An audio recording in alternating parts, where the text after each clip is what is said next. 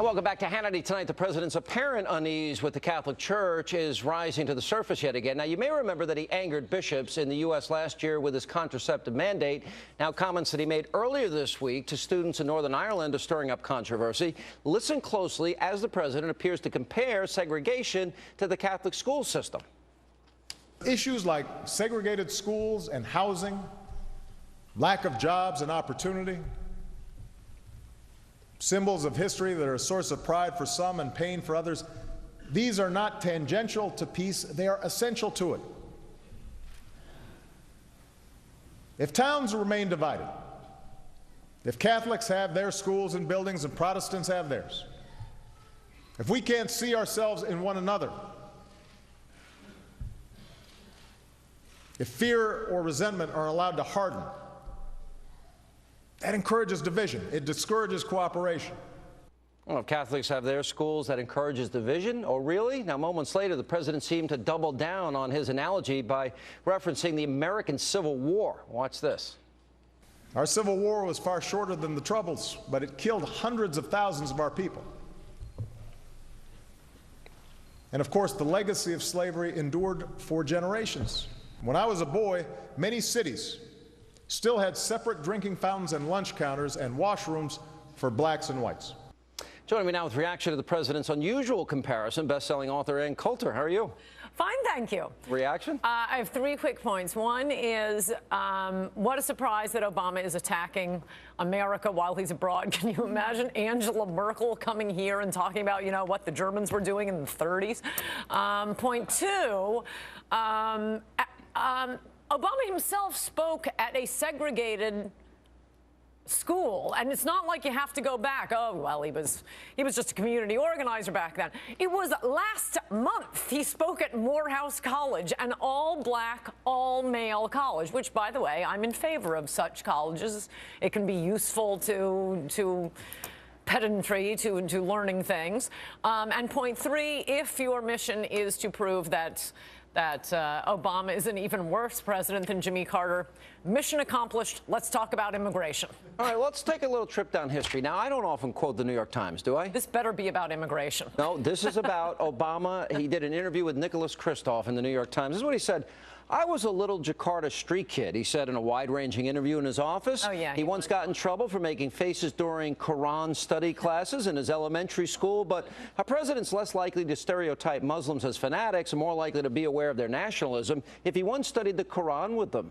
Now, Mr. Obama recalled the opening lines of Arabic call to prayer, reciting them with a first-rate accent.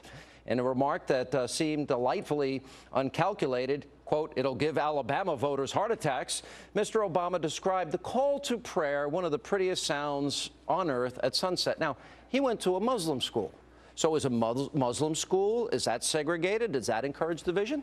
That is an excellent point. And all of those school children, particularly if they did not complete the school and they have no education and no schools, they will be let in under Teddy Kennedy's 1965 Immigration Act, whereas the Irish children he was speaking to, if they go on and get degrees in engineering and become a doctor, they will not be let in under Teddy Kennedy's immigration law, which is the most important issue facing our nation, and contrary to some other not you, Sean, television hosts.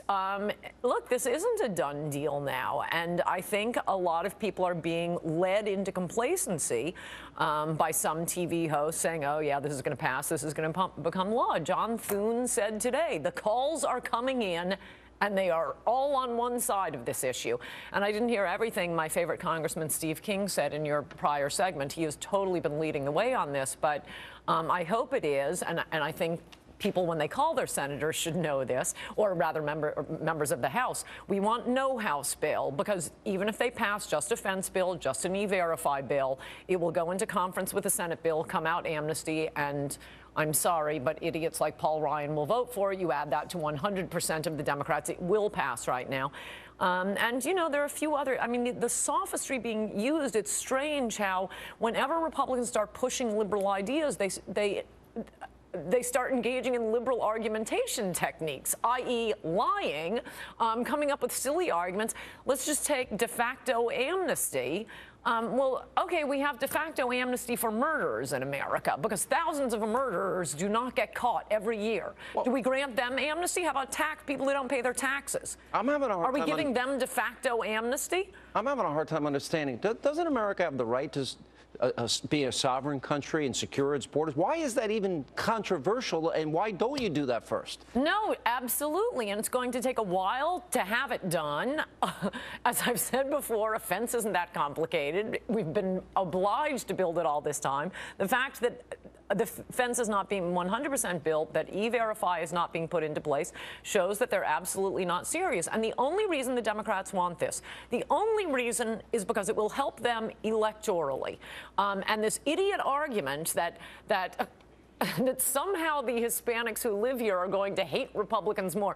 Look, every poll that's taken, not only the 30 million new illegals, every poll says 80% of them are going to be voting for the Democrats. This is why the Democrats want it. They don't care about these people. But if we don't give them amnesty and they don't become citizens, they can't punish Republicans. So we're talking about 70% of 8.4%. 70% are the percent that vote Democrat already of Hispanic voters. Only 8.4% of the electorate are Hispanic voters. And the argument is they're going to dislike Republicans more. They're not voting for us now. You know what I don't understand here? It's like Republicans are suckers.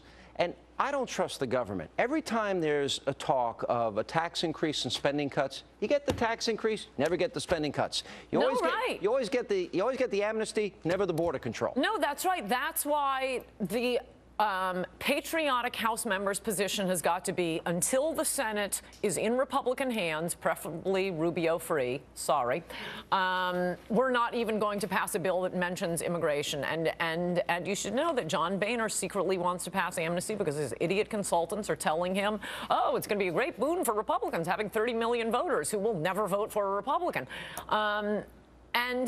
But they need fig leaves, like this amendment in the Senate today. It's an utter fig leaf to pretend this is going to secure the border. What, one border agent every 1,000 yards? All this is more government workers, more pensions.